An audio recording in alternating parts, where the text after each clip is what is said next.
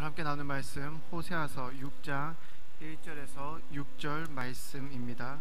제가 가진 성경으로는 구약 1153페이지에 있습니다. 호세아서 6장 1절에서 6절 말씀입니다.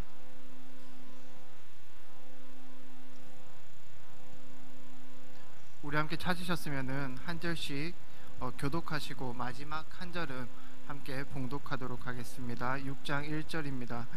오라 우리가 여호와께로 돌아가자. 여호와께서 우리를 찢으셨으나 도로 낫게 하실 것이요 우리를 치셨으나 싸매어 주실 것임이라.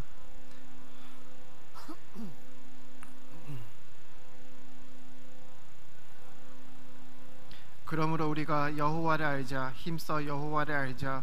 그의 나오심은 새벽빛같이 일정하니 비와 같이 땅을 적시는 늦은 비와 같이 우리에게 임하시리라 하리라.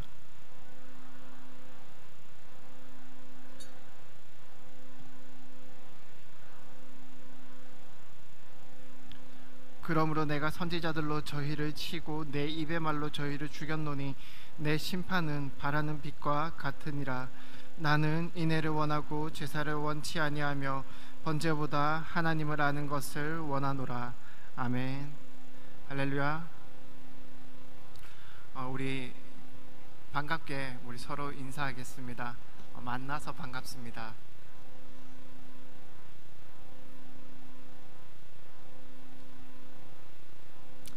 우리 옆 사람의 얼굴을 한번 보고 떠올릴 수 있는 것을 최대한 한번 떠올려 볼까요? 부부끼리 이렇게 좀 앉으신 분들은 좋지 않은 부분들도 떠오를 수도 있을 거라는 생각이 조금은 드는데요. 우리 옆 사람을 보고 떠오르는 것이 몇 가지가 있을까요? 그 사람의 이름, 혹은 그 사람의 성격, 그 사람의 집안 사정, 아니면은 조금 저희가 이제 저희 교회가 오래된 교회다 보니 그 사람의 집안에 있는 숟가락이 몇 개까지인지 다 알 수도 있을 것입니다. 여러분은 서로에 대해서 얼마나 알고 있습니까? 여러분은 그 여러분들이 속해 있는 목장에 대해서, 그 목장에 있는 구성원들에 대해서 여러분들은 얼마나 알 수 있습니까? 또한 여러분들이 알고 있는 지식은, 상대방에 대한 지식은 어디까지입니까? 건강한 공동체는 자기 자신에게 관심을 가지는 것보다 타인에 대하여서 관심을 가지는 공동체라 할 수 있습니다. 건강한 공동체라면 내가 가지고 있는 에너지, 내가 가지고 있는 사랑의 한계, 내가 가지고 있는 그 사랑의 에너지를 나 자신에게 개인적으로, 나 중심적으로 투영하며 서로 관계 맺는 것이 아니라, 그 건강한 공동체 속에서는, 정말 하나님의 교회 속에서는 우리들의 관심이, 우리들이 가지고 있는 사랑의 그 에너지가 타인을 향하여서 발산되어야 한다는 것을 여러분들은 기억했으면 좋겠습니다. 그러다 보면 상대방에 대해서 궁금해지고, 그리고 상대방에 대해서 물어보게 되며 상대방이 가지고 있는 고민거리, 그리고 상대방이 가지고 있는 걱정거리들에 대해서 서로 나누게 되며, 그리고 그것을 가지고 함께 기도하는 것, 그것이 저는 건강한 공동체다라고 이야기를 하고 싶습니다. 짧게 광고하자면, PP 하자면 저희 삼청년부는 그렇게 하고 있습니다. 앞에 고개를 갸웃거리는데요. 신혼부부도 그렇게 하고 있고요. 우리가 이런 것을 생각을 했을 때에, 그 사랑이 가지고 있는 성격, 사랑이 가지고 있는 특성 중에 한 가지는 상대방에 대해서 궁금해한다라는 것 같습니다. 우리가 연애를 하다 보면, 이제 처음 연애를 시작할 때에 항상 그 사람에 대해서 생각이 나잖아요. 그렇죠? 여러분들 오래되셔서 기억이 안 나시면 한번 돌아보셔도 좋을 것 같습니다. 그 사랑한다라고 이야기를 했을 때, 우리가 처음 연애를 할 때에, 처음 소개팅을 해서 내 이상형을 만났을 때에, 이제 그 내 마음과 내 생각엔 온통 그 사람에 대한 생각밖에 없을 것입니다. 굉장히 마음도 뜨거워지고, 그 나의 삶의 모든 것을 아마 그 자매 혹은 형제, 사랑의 대상으로 꽉 찰 수 있습니다. 중요한 것은 이런 사랑의 특성이 사람에게만 나타나는 것이 아니라, 우리가 돈을 좋아할 때도, 혹은 우리가 정말 이를 너무 사랑할 때도, 그럴 때에도 우리들의 생각 속에서는 계속해서 내가 사랑하고 있는 그 대상에 대해서 생각나게 되고 연구하게 되고 그리고 궁금해지게 되는 것입니다. 그래서 저는 사랑에 대해서 이야기를 할 때 꼭 빼놓지 않는 것은 사랑은 당신의 생각 속에서 가장 많이 하는 그것, 그러니까 당신의 생각 속에서 가장 많은 부분들을 차지하는 그것은 당신이 여러분이 가장 사랑하는 대상일 것입니다 라고 이야기를 할 때가 종종 있습니다. 이렇게 사랑한다라고 할 때에 그 이렇게 사랑하고 서로를 알아가고자 하는 그러한 지식의, 상대방에 대한 지식에 대한 그 욕구, 그러한 부분들이 이제 사람과 사람이 만나게 되면은 진짜 사랑하는 사이에서는 어떠한 지식이 나타나냐면 그 사람과 사람이 만나서 서로 경험함으로써 나올 수밖에 없는 그런 지식을 얻게 되고 나타나게 됩니다. 이것은 피상적인 지식이 아니라 정말 그 사람을 알 수 있는 그 사람에 대한 지식이라 할 수 있습니다. 이렇게 사랑을 토대로, 그러니까 사랑을 토대로 알아가는 그 지식이라는 걸 쉽게 이야기하면 제가 그 누구보다 제 아내를 잘 알고 있다는 것을 이야기할 수 있을 것 같아요. 우리가 팬으로서 가수에 대해서는 너무나 조사할 수 있습니다. 팬으로서 내가 좋아하는 가수, 예를 들어서 제가 그 트와이스를 좋아하니까요. 뭐 트와이스에 대해서 이렇게 너무 저는 잘 알 수 있어요. 그 사람 몇 명이고 누가 어떤 취미를 가지고 있고 그런 부분들은 잘 알 수 있습니다. 하지만 인격 대 인격으로는 알 수 없습니다. 하지만 사람과 사람이 만났을 때에 정말 그 사랑이 싹트기 시작하고 그 사랑의 관계가 열매로 나타날 때에는 그 상대방에 대한 지식으로 우리가 서서히 채워지는 것을 경험할 수 있습니다. 우리가 교회에서도 저 사람은 이런 사람이야, 저 사람의 성격은 이럴 거야, 저 사람은 이런 걸 싫어해, 그렇게 하면서 우리가 서로 배려하면서 하나의 공동체로 묶여져 가는 것이지요. 그래서 저는 이렇게 생각할 때에 사랑과 지식은 언제나 뗄래야 뗄 수 없는 그러한 관계다라고 생각합니다. 사랑하면 당연히 그 지식이 따라올 수밖에 없는, 내가 그 상대방을 사랑한다면 그 상대방에 대해서 조금 더 관찰하게 되고 그 상대방의 세밀한 부분들까지도 내가 관심을 가지게 되고 물어보게 되고, 그럼으로써 그 사람들의 고민을 알게 되고 그 고민을 함께 나누며 그 기쁨이 있다면 그 기쁨도 또한 함께 나누는 것, 그렇게 그 속에서 하나님의 사랑을 경험하는 것, 그것이 우리 교회가 되어야 되고 또한 우리가 속해 있는 공동체가 되어야 되고요. 그 공동체에 속해 있는 일원으로서의 나의 모습이 되어야 한다는 것입니다. 그렇다면 여러분들에게 한번 물어보고 싶습니다. 여러분들은 하나님을 사랑하십니까? 그 사랑의 대상을 이제는 사람을 넘어서 하나님에 대하여 한번 투영하며 생각해 보았으면 좋겠습니다. 여러분은 진짜 참으로 하나님을 사랑하십니까? 그렇다면 여러분들 하나님을 얼마나 알고 계십니까? 그렇다면 여러분들은 하나님을 알기 위하여서 얼마나 관심을 가지고 있고 하나님을 알기 위하여서 나의 삶 가운데에서 하나님을 초점으로 맞추며 살아가는 시간들이 얼마나 되고 있습니까? 물론 우리가 하나님을 모두 알 수 없습니다. 우리가 아는 하나님은 굉장히 부분적인 하나님일 수밖에 없습니다. 신학적으로 비유하자면 이제 뭐 코끼리 중에서 내가 만지는 곳, 그것이 뭐 코끼리의 다리다 그러면 그 부분만 알 수 있겠지요. 혹은 하나님께서 우리에게 보여주시는 부분들만 알 수 있을 것입니다. 제가 이야기하고자 하는 것은 하나님을 얼마나 알고 있습니까? 라는 이 질문 속에서 제가 의도하는 것은 여러분들이 과연 얼마나 하나님을 알고자 합니까?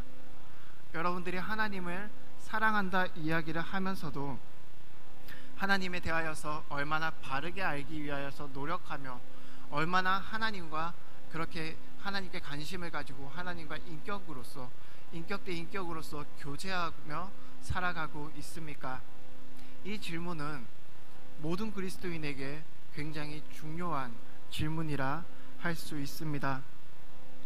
내가 하나님을 사랑한다 고백하면서 하나님에 대하여서 전혀 관심 없고, 내가 하나님을 사랑한다 입술로 이야기하면서 나의 삶 가운데 하나님과 교제하는 시간은 정말 극한적인 주일 그날밖에 없으며, 내가 하나님을 사랑한다 하면서도 하나님께서 우리에게 원하시는 것이 정말 무엇인지에 대한 고민 없이 우리가 우리의 삶을 살아가고 있으면서 정말 우리가 하나님을 진심으로 사랑한다 할 수 있겠습니까?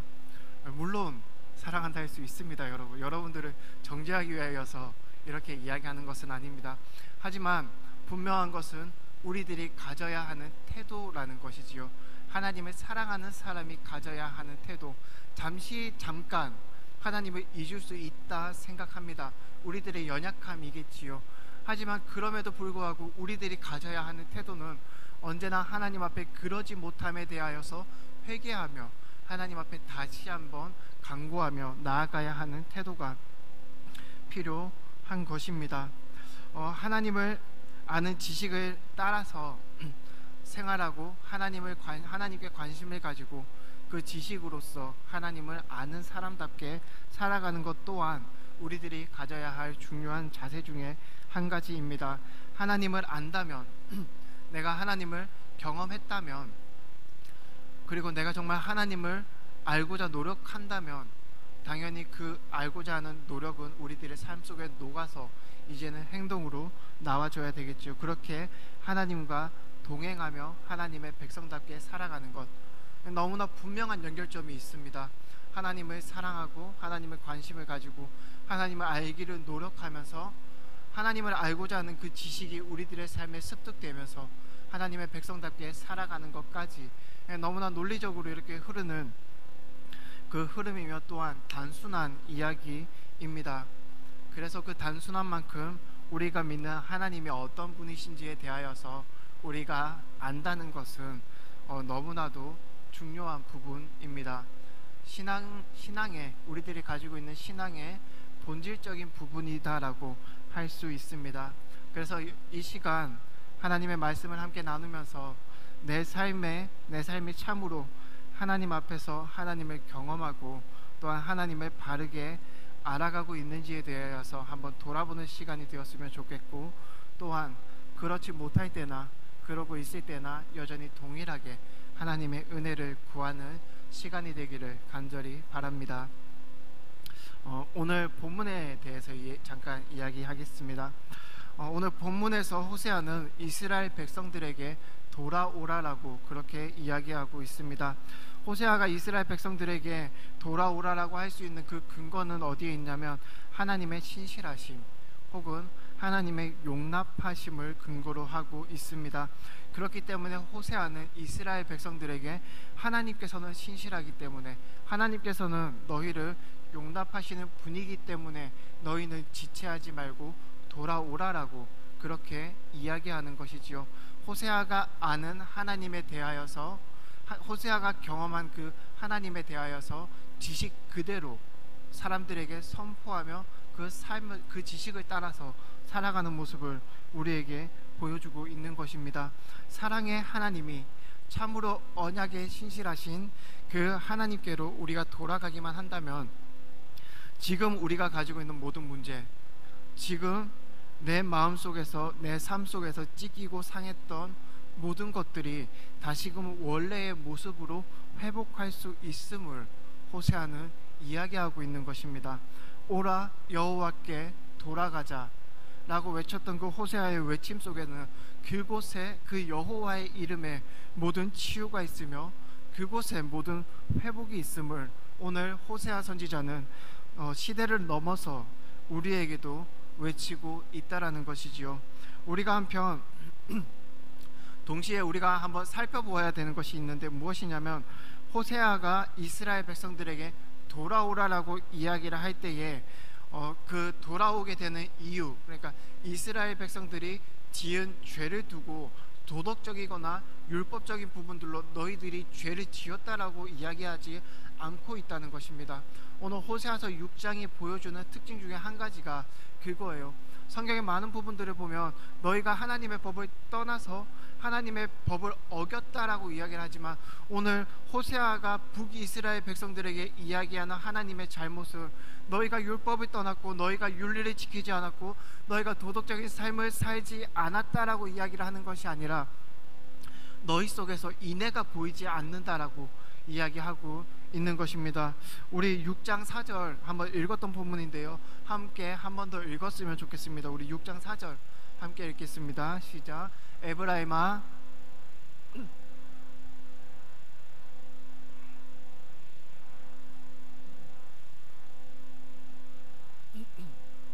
아멘. 죄송합니다. 호세아가 이스라엘 백성들에게 너희들이 잘못했다라고 이야기하는 그 근거, 그 토대는 어디에 있냐면 너희들이 가지고 있는 인애가 바람에 날리는 아침 구름 같다라는 것입니다. 너희들 속에 보여지는 그 인애라는 것이 아침 이슬 같다라는 거예요. 때에 따라서 그냥 있다가 너무나 쉽게 사라져버리는 너무나 가벼운 것으로서 너희의 인애가 있다라고 이야기하는 것이지요. 도덕적이고 율법적인 잘못으로 오늘 이야기하는 것이 아닙니다. 우리가 죄라고 이야기를 할 때에 우리가 보통 생각할 때에 야, 너 그거 하면 너 죄야, 우리가 많이 이야기하잖아요. 가장 대표적으로 야, 너 도둑질하면 그 죄 짓는 거야, 야, 너 예배 빠지면 안 돼, 그거 죄야. 우리가 그렇게 이야기할 수 있습니다. 예배에 늦지 마세요. 하나님이 기뻐하지 않습니다. 여러분들 예배 조용히 하세요. 하나님께 드리는 예배입니다. 우리는 그렇게 많은 사람들에게 권면하고 정죄할 때가 있습니다. 하지만 오늘 성경에서 이야기하는 것을 현실로 이야기를 하자면 마음이 없이 이 자리에 앉아있는 너희들이 죄인이라는 것입니다. 하나님이 너희들을 통하여서 슬퍼하는 것은 너희가 이 자리에 있고 없고를 먼저 우선적으로 따지는 것이 아니라 너희가 이 자리에 있어도, 너희가 내 앞에 나와 있어도 너희들의 마음이 나에게 보이지 않는다는 것이에요. 너희들의 마음이 어디 있냐라는 것입니다. 너희들이 정말 나를 사랑하고 있냐라는 것이 오늘 하나님께서 우리에게 호세아서를 통하여서 보여주는 하나님의 말씀인 것이지요. 아까 말씀드렸잖아요. 하나님을 사랑한다면 그 하나님에 대하여 관심을 가지고 하나님에 대하여서 더 알기를 노력해야 되는데, 그것이 이 예배의 자리인데 너희가 진짜 하나님을 사랑한다 이야기를 하면서 너희가 하나님의 예배를 거룩하게 여겨서 지각하지 않고 하나님의 예배 빠지면 찝찝하잖아요. 사실은 하나님 그 예배 빠지면 되게 찝찝하거든요, 여러분. 그걸 두고 너희들은 죄다라고 이야기를 하는데 하나님은 그렇게 이야기하지 않는 거예요. 하나님이 이야기하시는 건 너희들이 이 자리에 마음 없이 앉아 있는 거, 우리 마음은 따로 떨어져 있는데, 물론 걱정할 수 있습니다. 우리들의 삶이 너무나 힘들잖아요. 그 힘든 가운데서 오는 걱정까지 여러분들에게 잘못했다 그렇게 이야기하는 것이 아닙니다. 그 걱정까지도 하나님 앞에 가지고 나와서 하나님을 의지해야 되는데 너희들은 지금 그거 하지 않는다라고 오늘 본문은 이야기하고 있는 거예요. 하나님이 보시기에 그 모습이 조금 심하게 이야기하면 가증스러운 모습으로 나타날 수 있는 것이지요. 오늘 호세아가 우리에게 이야기하는 가장 큰 잘못이라고 이야기하는 것은 우리들의 삶에서, 우리들의 태도 속에서 나타나는 가장 근본적인 잘못을 이야기하는 것이지요. 하나님께서 이스라엘 백성들에게 보고자 했던 것은 무엇이었습니까? 인애였습니다. 하나님께서 원하셨던 것이 무엇이었습니까? 번제보다 하나님 자신을 아는 것이었습니다. 그래서 하나님께 돌아가자라고 호세아는 외치고 있는 것이지요. 제가 우려로 저 강도사님이 이렇게 설교해서 조금 지각하는 거는 뭐 괜찮은가 보다 그렇게 이해하시지 않기를 원합니다. 또 막 지각해서 왜 이렇게 지각해 그러면 강도사님 말씀이 막 그렇게 이야기하시면 절대 안 돼. 그걸 이야기하지 않는 것이고요. 우리가 진짜로 하나님께서 원하는 것은 여러분들의 마음을 원하고 있는 것입니다. 그 마음에서 우러러 나오는 시간을 드리는 것, 그게 우리의 삶이고 그게 우리의 예배가 돼야 할 것입니다. 하나님께서는 번제보다 하나님을 아는 것을 원했고 제사보다 인애를 원하셨습니다. 하지만 이스라엘 백성들은 그 일들에 대하여서 멀리 떠났음을 오늘 본문은 우리에게 보여주고 있습니다. 그것이 오늘 호세아가 이스라엘 백성들에게 지적하는 가장 큰 죄악인 것이지요. 우리 함께 이사야서 1장 11절에서 12절을 읽었으면 좋겠습니다. 우리 함께 한 목소리로 읽겠습니다. 여호와께서 말씀하시되 너희의 무수한 재물이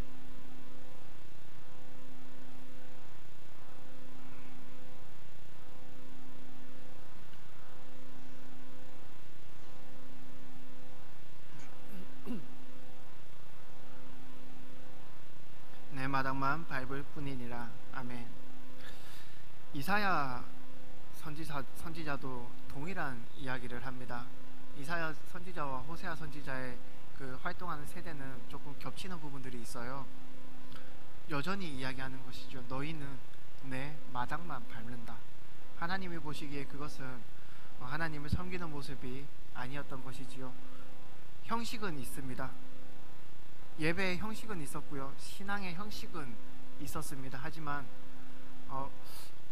조금 더 자세하게 이야기하자면 그 형식조차도 올바르지 않은 것일 수 있는데 하나님께서는 그거보다 그 속에 인애가 없음을, 나를 아는 지식이 없음을 더욱더 한탄하시고 있는 것이지요. 오늘 본문에서 이야기하는 인애에 대해서 조금 이야기를 나누겠습니다. 인애라는 것은 쉽게 말해서 우리가 잘 알고 있는 단어인데 헤세드입니다. 아시죠 여러분들? 사랑이잖아요. 긍휼. 그러니까 하나님이 너희들에게 인애를 원한다라고 할 때 인애가 보이지 않는다. 너희의 인애는 그 아침 구름 같다, 이슬 같다라고 이야기를 할 때 그 사랑은 너무 가볍다는 것이거든요. 근데 조금 더 자세하게 한번 살펴보면은 여기서 헤세드라는 것이 하나님의 이렇게 문맥에 따라서 좀 변하는 단어예요. 이 헤세드라는 단어가. 그래서 하나님에 대하여서 헤세드가 나타난다 했을 때 그것은 명백한 사랑입니다. 긍휼이에요. 혹은 하나님의 그 자비하심, 조금 더 이야기를 하면 하나님이 신실하심, 그런 성격도 가지고 있습니다. 그러니까 하나님의 언약에 대한 신실하심이 헤세드. 그러니까 아무것도 볼 것이 없는 우리들에게, 아무것도 볼 것이 없는 이스라엘에게 너는 나의 백성이 되고 나는 너의 하나님이 되겠다라고 했던 그 하나님의 언약에 대하여서 신실함을 나타내는 사랑, 그것이 헤세드입니다.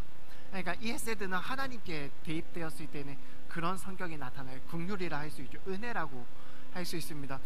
이 헤세드라는 것이 우리 사람에게 보여질 때에는 인애라는 단어로 이제 번역이 됐어요. 우리 성경에는 분명히 다르게 번역되어 있는 거죠. 너희에게 헤세드가 보이지 않는다. 그러니까 우리가 이해하기 편하게 너희에게 인애가 보이지 않는다. 이때의 헤세드의 성격은 충성에 좀 더 가까운 성격을 가지고 있습니다. 그러니까 나는 너희에게 언약적인 신실함을 보였는데, 그 헤세드를 너희에게 보였는데 너희는 그 신실함이 보이지 않는구나. 너희는 내 앞에서 신실하지 않구나. 너희가 나에게 충성스럽게 하지 않는구나. 너희가 내 말을 듣지 않고 내 음성을 듣지 않고 너희가 충성스럽게 군대에 가서 충성을 이제 거기에 굴복이라기보다 따라가는 거잖아요. 말을 듣는 거잖아요. 하나님이 너에게 인애가 보이지 않는 것은 그 그릇 양같이, 너희는 양같이 제각기 갓길로, 그냥 제각기 자기의 길로 걸어가고 있구나. 그것을 이야기하는 것입니다. 너희들에게 충성이 없다. 여기서의 충성은 단지 억압적인 권력에 의하여서 나타나는 충성이 아니에요. 예를 들어서 직장 상사가 우리에게 야 너 그거 좀 해, 그럴 때 나타나는 충성이 아니라는 거예요. 오늘 본문에서 이야기하는 그 인애, 그러니까 충성이라는 의미는 인격 대 인격으로서 내가 그 인격 앞에서, 내가 그 사랑 앞에서, 하나님께서 우리에게 보여주시는 그 무한하신 신실하심 앞에서 내가 굴복함으로, 내가 진심으로 하나님 앞에 굴복함으로 나타나는 내 안에서 피어나는 그런 충성을 이야기하는 것인데, 오늘 성경은 너희들에게 그런 인격적인 만남에서 나타나는 나의 사랑 앞에 굴복한 나의 이야기를 듣는 그 충성함이, 너희들의 그 마음의 신실함이 보이지 않는구나 이야기하는 것이지요. 그래서 그 인애를 이야기할 때에 아침 이슬 같다라는 것입니다. 훅 불면 날아가는 그 구름 같은 것이 너희들의 신실함이구나. 하나님이 보시는 아픔은, 하나님이 우리들에게, 그 이스라엘 백성들에게 보이셨게 느꼈던 그 죄악은 바로 이런 것입니다. 이 충성은 사랑이라는 것과 일맥상통한 성격을 가지고 있습니다. 우리가 사랑할 때에 그 사람에 대하여서 변하지 않다라고 이야기를 하잖아요. 다른 의미로 충성스럽다 이렇게 이야기할 수 있습니다. 우리가 충성이란 단어의 개념을 조금 부정적으로 생각하기 때문에 충성에 대하여 조금 부정적으로 생각하게 되거든요. 가장 대표적인 예를 한번 들어볼까요? 윤대영 강도사님이 그 사모님에게 너무 충성스럽더라, 약간 부정적인 느낌이 있을 수 있습니다. 우리가 그 충성에 대해서, 성경이 이야기하는 그 충성에 대해서 이해를 조금 얕게 하고 있다는 거예요. 하나님이 우리에게 보이는 원하시는 그 인애는 그걸 넘어서는 사랑이 가지고 있는, 사랑에 근거한 상대방에 대한 신실함. 하나님은 오늘 여러분들에게 그 신실함을 보고 싶어 하는 것입니다. 변하지 않는 것, 처음 마음을 회복하는 것. 그래서 라우디게아 교회에게 이야기하잖아요. 너희는 차갑지도 않고 뜨겁지도 않아서 내가 뱉어버릴 것이다 라고. 하나님은 우리에게 원하시는 것이지요. 신실했으면 좋겠다. 내 앞에서 변하지 않았으면 좋겠다. 너희들의 충성이, 너희들의 사랑이 변하지 않았으면 좋겠다. 본문이 이야기하는 것입니다. 즉 하나님을 기쁘시게 함에 있어서 형식적인 제사만으로 불가능하다라는 의미를 오늘 본문은 담고 있습니다. 쉽게 이야기하면 하나님이 이스라엘 백성들에게 그토록 원하셨던 것은 인애, 즉 하나님을 아는 것인데요. 하나님, 이것은 서로의 마음을 주고받을 수 있는 관계다라고 그렇게도 이야기할 수 있는 것이지요. 당시 북이스라엘 백성들은 율법의 행위는 있을지 몰라도, 그 형식은 있었을지 몰라도 마음은 떠났었습니다. 그렇기 때문에 떠난 마음 그 자체가 하나님이 보시기에는 너무나 큰 죄악이었습니다. 그래서 호세아를 통하여서 이러한 죄악을 그들에게 고발하고 있는 것입니다. 우리가 잘 알고 있듯이 호세아의 가장 큰 특징 중에 하나는 음란한 여인 고멜이라는 여인을 사랑했던 선지자 호세아인 것이지요. 네, 계속해서 하나님이 이야기하는 것은 변해버린 이스라엘의 마음을 이야기하는 거예요. 그 고멜을 통해서도 고멜이, 그 호세아가 고멜과 결혼해서 자녀를 3명이나 낳았음에도 불구하고 다른 남자를 만나서 떠나서 동거하잖아요. 거기만으로도 부족해서 그 남자에게 버림받고 노예로 팔려나가잖아요. 그때에 호세아가 그 값을 주고 고멜을 데리고 오고 있습니다. 그 행위를 통하여서 하나님이 보이시는 그 마음인 거예요. 오늘 본문에서도 나타나죠. 에브라임아, 내가 너에게 어떻게 할까? 유다야, 내가 너에게 어떻게 할까? 내가 너에게 어떻게 하면 너의 마음이 나에게 돌아올 수 있겠냐라는 하나님의 외침인 것이지요. 호세아서의 가장 큰 주제이기도 합니다. 호세아는 이스라엘의 죄악을 고발함과 동시에 돌아오라라고 오늘 외치는 것입니다. 형식을 넘어선 너희들의 마음을 달라고 하나님께서는 우리들에게 이야기하는 것이지요. 하나님 앞에 예배 드릴 때에, 우리가 하나님 앞에 살아간다라고 이야기를 할 때에 정말 하나님을 사랑한다 이야기하고 하나님과 동행하는 그리스도인이다라고 이야기를 할 때에 하나님께서는 우리들에게 요구하십니다. 너희들의 마음을 다오. 형식을 넘어서는, 너희들의 삶의 외형적인 형식을 넘어서는 너희들의 마음을 다오. 하나님께서 우리에게 외치는 것이지요. 사랑하는 여인을 기다리듯이 집을 나간 그 탕자 아들을 기다리는 아버지의 마음과 같이 그렇게 우리를 기다리고 있습니다. 하나님이 원하시는 것은 하나님께 마음을 쏟는 것입니다. 이것이 기본으로 되었을 때에 우리는 그것을 두고 진실한 신앙이다라고 할 수 있습니다. 이런 의미에서 마지막으로 안다라는 것을 한번 생각해 보아야 하며, 또한 여호와를 알자, 힘써 여호와를 알자라고 외치는 호세아의 외침은 이런 개념 속에서 우리가 이해할 수 있어야 합니다. 그러니까 3절에서 이야기하는 그러므로 여호와를 힘써 알자라고 하는 그 호세아의 외침은 서로의 마음을 주고받음으로써 거기에서 나타나는 서로에 대한, 상대방에 대한 지식을 이야기하고 있는 것입니다. 하나님에 대해서 얼마나 많이 알고 있는지에 대해서 이야기를, 단지 그것만을 이야기하는 것이 아니라 서로의 관계 속에서 피어날 수밖에 없는 그런 지식, 정말 사랑하는 사람만이 알 수밖에 없는 상대방에 대한 사랑, 연민, 지식, 그 모든 것을 이야기하는 것이지요. 호세아가 이야기하는 하나님을 알자라는 것은 서로를 경험하여서 서로의 마음을 주고받음으로써 알 수 있는 수준까지의 그 지식인 것을 여러분들은 기억했으면 좋겠습니다. 이런 의미에서 여러분들에게 한 번 더 여쭤보고 싶어요. 하나님을 얼마나 알아가고 있습니까? 여러분들은 하나님을 얼마나 알고 싶어하고 하나님을 얼마나 알고 있습니까? 여러분들을 향한 하나님의 사랑이 얼마나 큰지 여러분들은 어떻게 알아가고 있습니까? 예배를 통하여서 알아간다면 지금부터라도 우리들의 예배 가운데 마음을 가지고 오시기를 원합니다. 단순히 형식을 넘어서는 그 예배가 이 자리에 있기를 간절히 원합니다. 오늘 여호와께 돌아가자라고 이야기하는 호세아의 외침은 시대를 넘어서 이 자리에 있는 우리들에게까지도 울리고 있음을 기억해야 합니다. 사랑하는 성도 여러분, 이제 말씀을 맺도록 하겠습니다. 서두에서 제가 하나님을 아는 것만큼, 하나님을 믿는 것만큼 살아가고 있는지에 대하여서 여러분들에게 질문을 드렸습니다. 우리는 종종 형식만을 남긴 채 마음을 다른 곳에 두고 이 자리에 있지는 않은지요?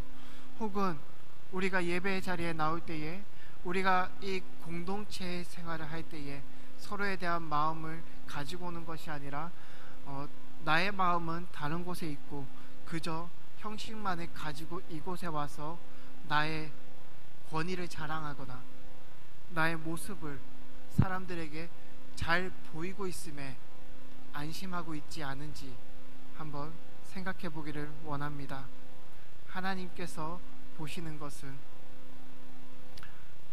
중심을 보시는 것이지요. 사무엘상 16장 7절에서 이야기하고 있습니다. 사람은 외모를 보거니와 나 여호와는 중심을 보느니라. 하나님을 이미 떠나버린 이스라엘에게 다시금 돌아오라 간절하게 하시는, 자신을 버리고 다른 남자의 품으로 간 여인을 참으로 사랑 때문에 버릴 수 없는 그 처절함, 하나님의 마음을 여러분들은 알기를 원합니다. 그리고 그 마음을 헤아리고 이 시간 하나님 앞에 돌아오기를 간절히 원합니다. 하나님께서 우리에게 진정으로 원하시는 것은 하나님을 찾는 우리들의 마음과 발걸음입니다. 다시금 여러분들의 마음을 원하시고 있다라는 것이지요. 사랑하는 성도 여러분, 하나님 앞에서 진실함으로 나아가기를 간절히 원합니다.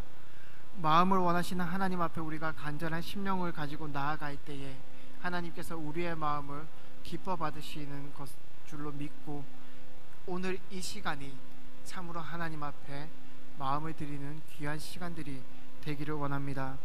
우리 시간 함께 말씀을 생각하면서 찬양했으면 좋겠습니다.